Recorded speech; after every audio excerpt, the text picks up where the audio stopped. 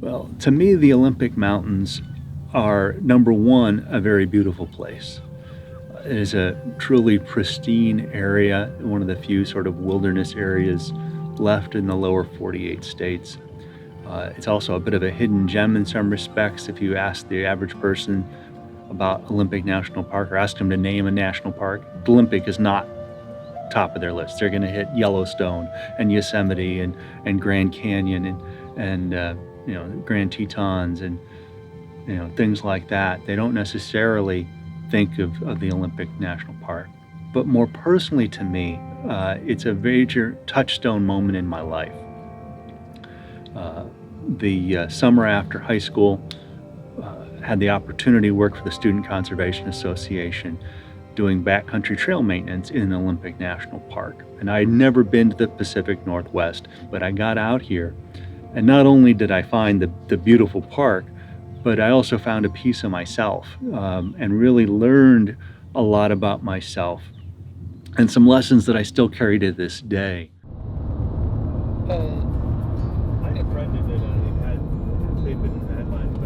Got me thinking, what was my climate change story?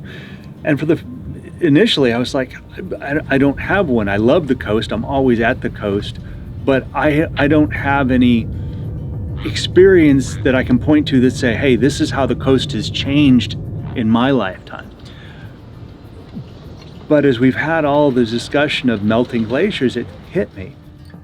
Hey, I spent a summer on a glacier. I bet you it's changed.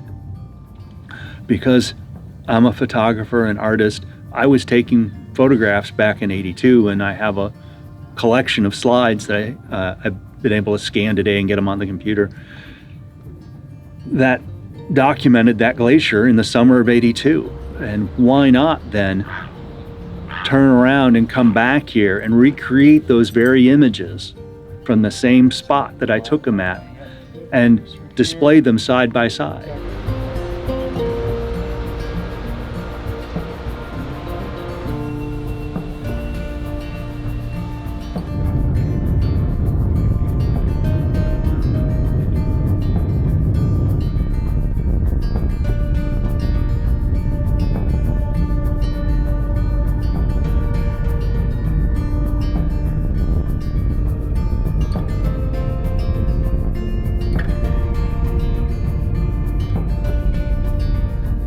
Also had family friends out here in Seattle.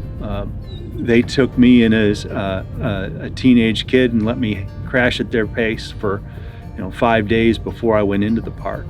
So that may have factored into that. But there was probably half a dozen parks I put onto my list, and you don't get to. They try to hit the ones you want, but there's no guarantee, so you get assigned if you get a position. So there was a little bit of just chance. Right, I could have ended up at another park just as easily. Yeah, welcome you guys. Hey, hey. Hi.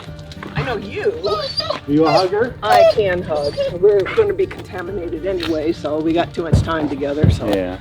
It'll just happen. What do you think of Kitsap so far? Kitsap, not Seattle, this side. It's Yeah. been gorgeous. Yeah, Absolutely gorgeous. yeah, you haven't been here too long.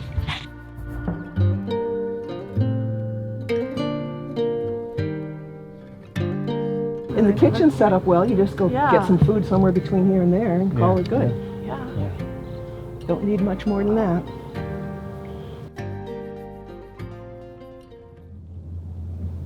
I've been wanting to come back for years. The area has always been a draw for me. But mentally, and I was talking to my friend Martha about this today, mentally, the Pacific Northwest feels very far away from the East Coast, and it takes a significant effort to come here. So it was always, oh, I want to do that, but what really made this trip happen, why I wanted to come back this time, was I was motivated by your project, my son Will, what you had done with your trip up the ICW. So I began to do a little bit of digging, and there'd been scientific research out on the glaciers here in Olympic National Park for a long time. There was an actual dedicated facility up on the snow dome when I was here in 1982. So they had been measuring and tracking the glacier for a long time. And the latest research shows that in the last 40 years, the glacier has lost 34% of its glacial ice. And that cinched it for me. That now gave me a very clear climate change story I could tell. Tomorrow morning, get up at the crack of dawn and drive over to the Hoh River, or I should say the Hoh Rainforest Visitor Center.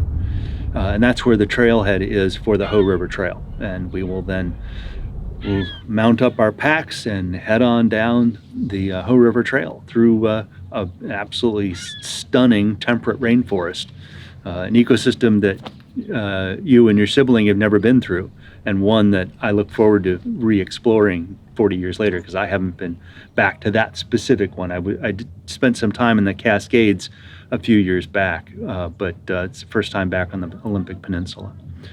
And then on up the hill.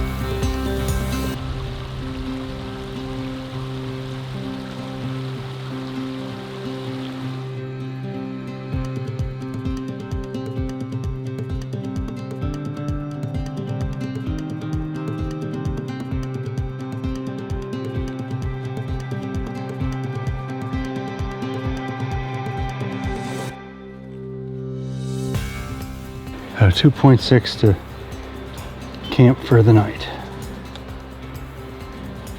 How you feeling? Oh, I'm definitely tired. No question tired.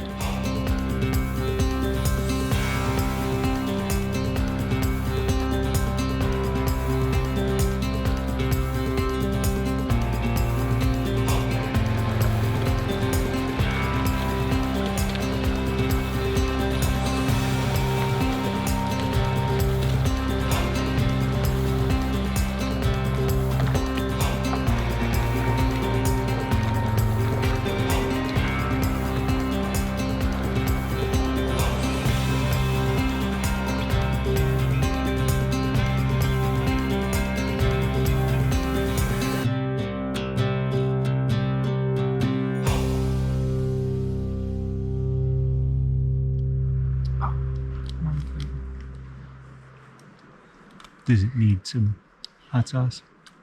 Not really. Okay. No, not really. So I chose well for night one. Yeah.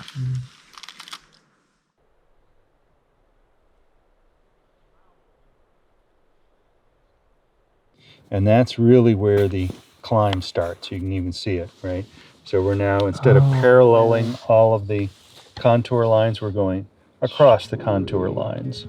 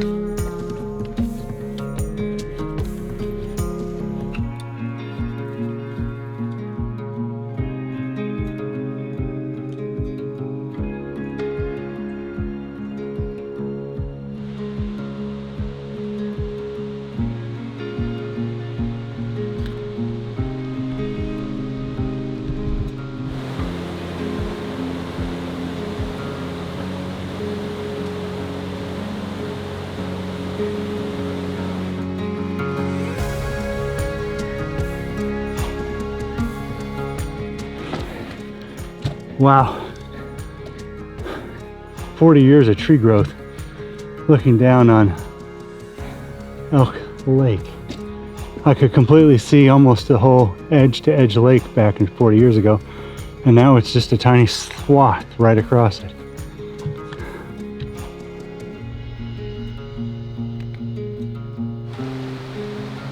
Those first two are wobbly.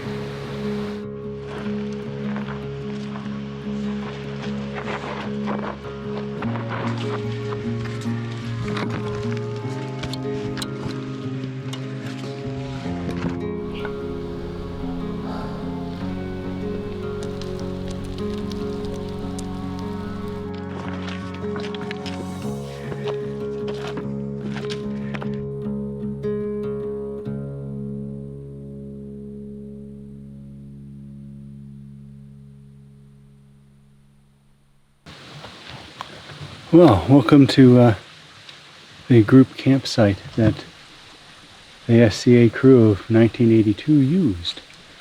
So here we are. There's a large open area, easy access to the stream. Maybe you hear it in the background.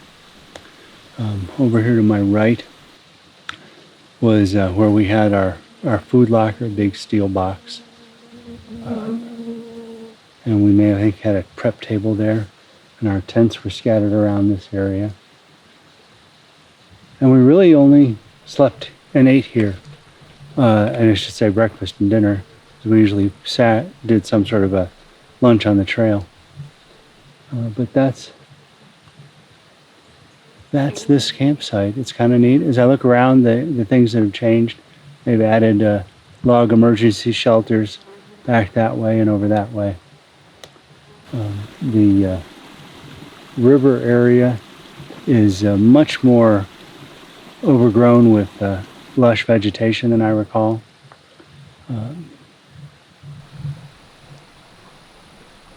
But this was home. Home for about 4 or 5 weeks.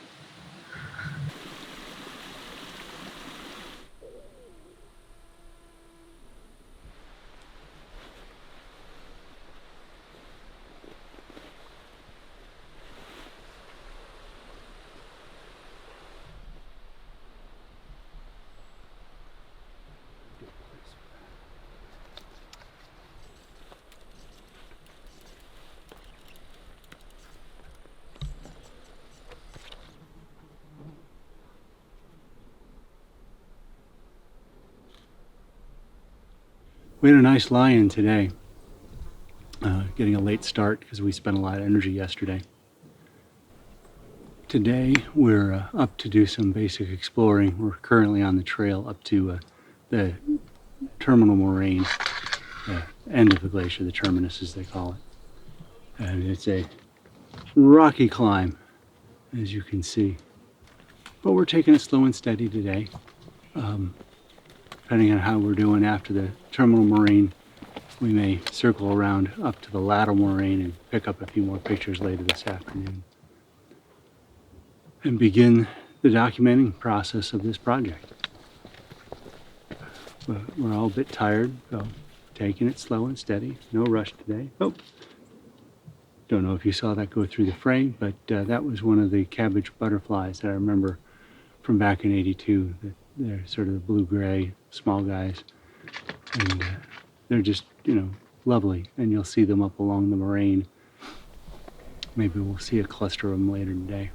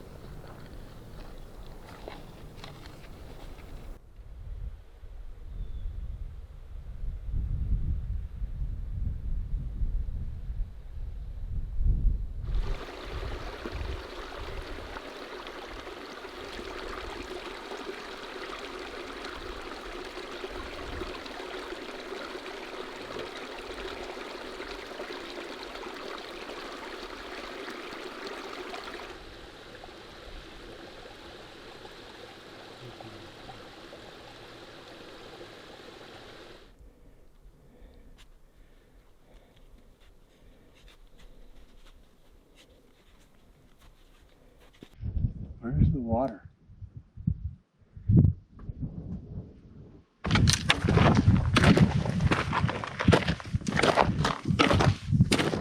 Holy shit.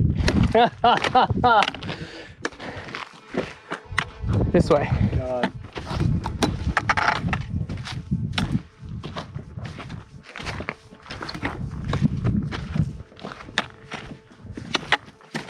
You should go to the right. Oh, we've got the- I see the Karen up here.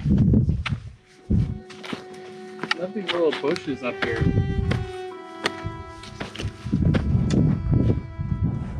I hear a prop plane. Holy shit! We did it! Oh my god!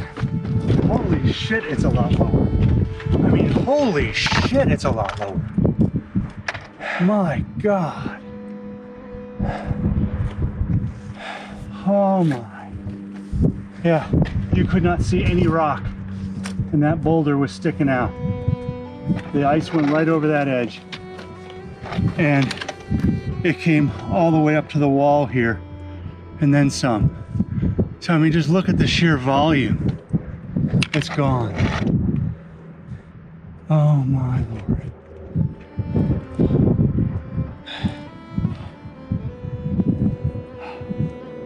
You're so fucking stupid. Here's an emotional moment.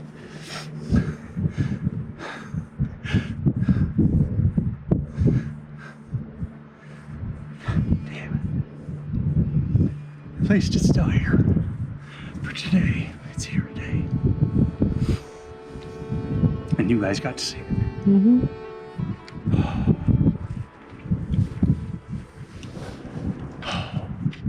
And the steepness of the slope coming from the saddle. It's, oh man, it is so different. Oh. Do you remember that waterfall down there? The waterfalls move all the time Hmm. based on where the snow is melting. There was definitely waterfalls over there, but I mean, it's, you got two of them at the moment. But they just move with the, as soon as that patch of snow melts, it then moves. But you can see it starts all the way up there and comes down, down, down, down, down, down. Oh my. I sort of intellectually knew that this is what I'd see, but to actually see it is Completely different. It still resembles the photos you've taken. yeah, but It's not the same. it's a whole lot less ice. A whole lot less ice. Yeah, you didn't see any glacial till on that side at all.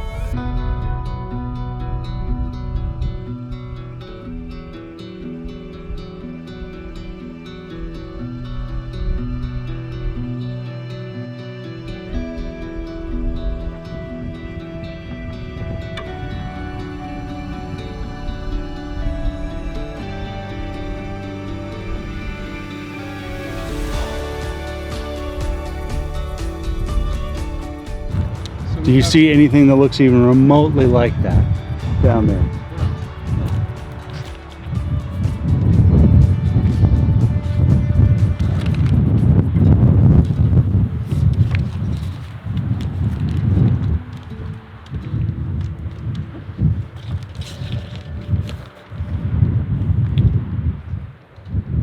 The other thing I'm really noticing is how dirty the glacier is. So as the stuff melts, all of the glacial till that's in the ice is sort of left behind, so it gets dirtier and dirtier, which then accelerates the melting because the sun heats up the rocks and gravel and makes it that much more. So I keep coming back to just looking at this massive change, and it makes me angry that we can be so foolish as a society to not pay attention to what we're doing to the environment, and that this is the price you pay. But so few people get to come see this, so they don't know what they're losing. And within my lifetime, there's a good chance most of this will be gone, which is beyond tragic.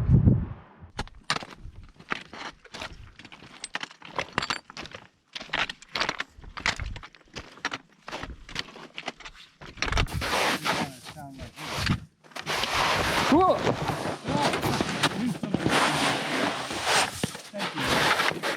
No problem. That feels kind of good though.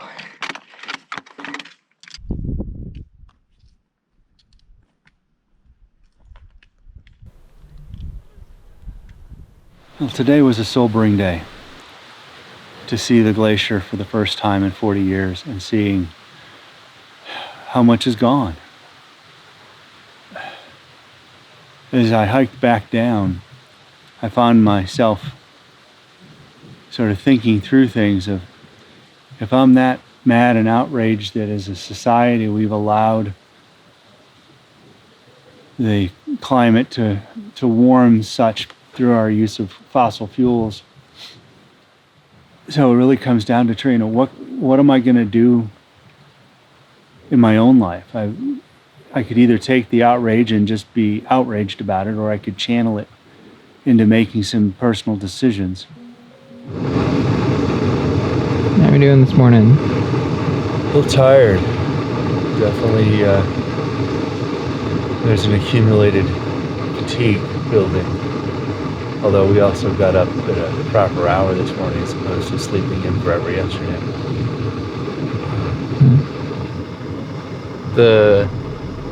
Like he was saying, the fatigue is catching up, and while my body has been this tired, I am now mentally this tired. But still move, still do things, just extra tired. I think we're boiling. We are. It looks ready for liftoff.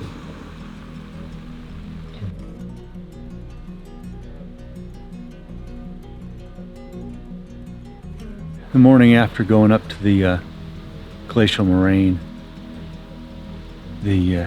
one of the things that sort of was going over in my mind as I was lying in the sack this morning was this idea that I had intellectually prepared myself for what I would see of the glacier. I knew intellectually that it was going to be notably smaller.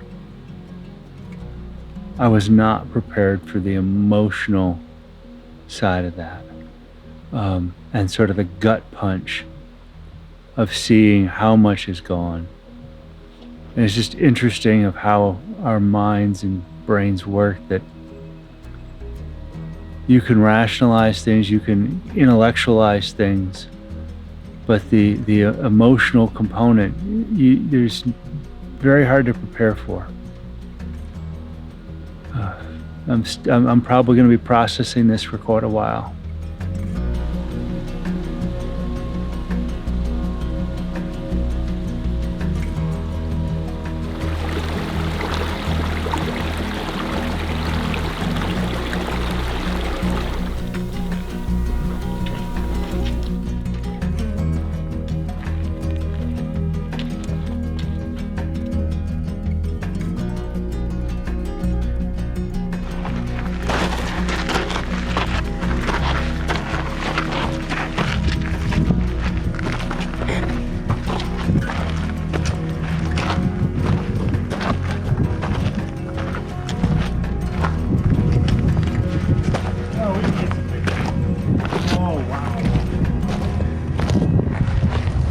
can just see as we're laying this out here how much higher the glacier was on the, particularly the right side, but the left side as well.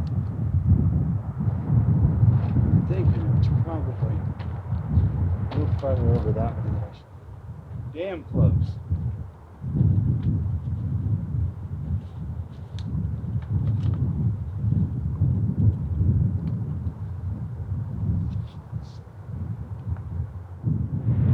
And just look how the glacier has changed. Now the crevasses are almost running parallel rather than perpendicular, because they were falling off this way. But you still get glimmers of blue down in the ice where you can't see all the dirt. There's a picture that tells 1,000 words.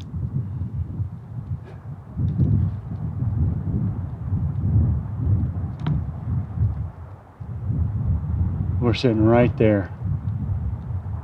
And there was glacier virtually up to the rock down here.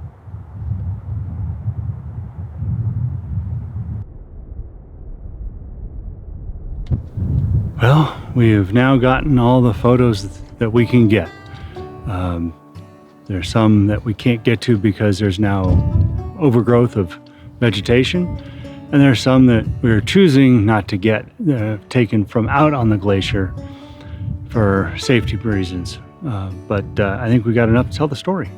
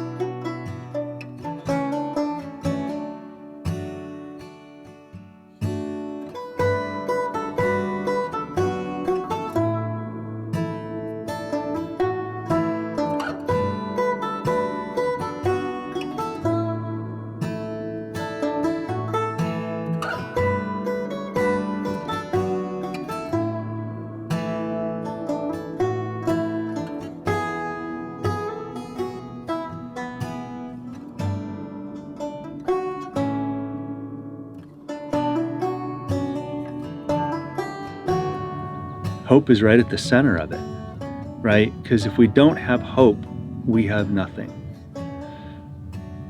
Because if we've given up hope, why bother?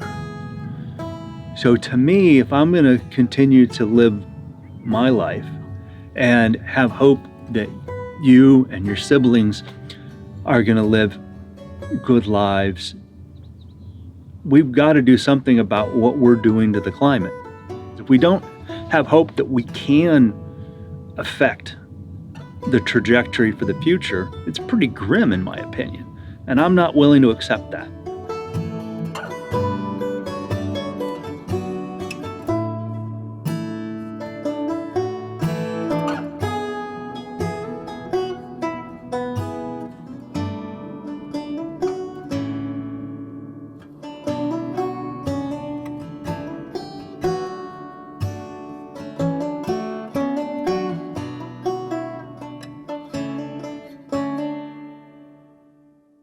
We acknowledge that the lands on which this project took place are the appropriated homelands of Indigenous peoples.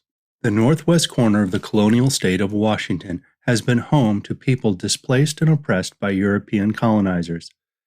8 tribes and their ancestors have lived upon the Olympic Peninsula for thousands of years.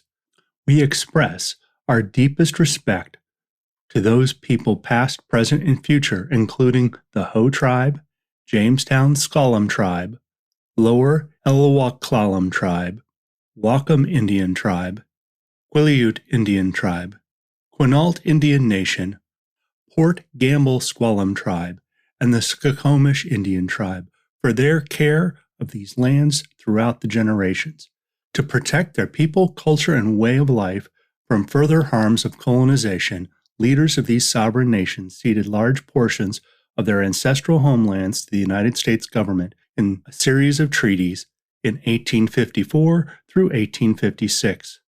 Let us learn more about the histories, cultures, and traditions of Indigenous people. Let us strengthen our relationships with sovereign tribal nations to work towards solutions to mitigate climate change and its effects upon our ecosystem, cultures, and economies.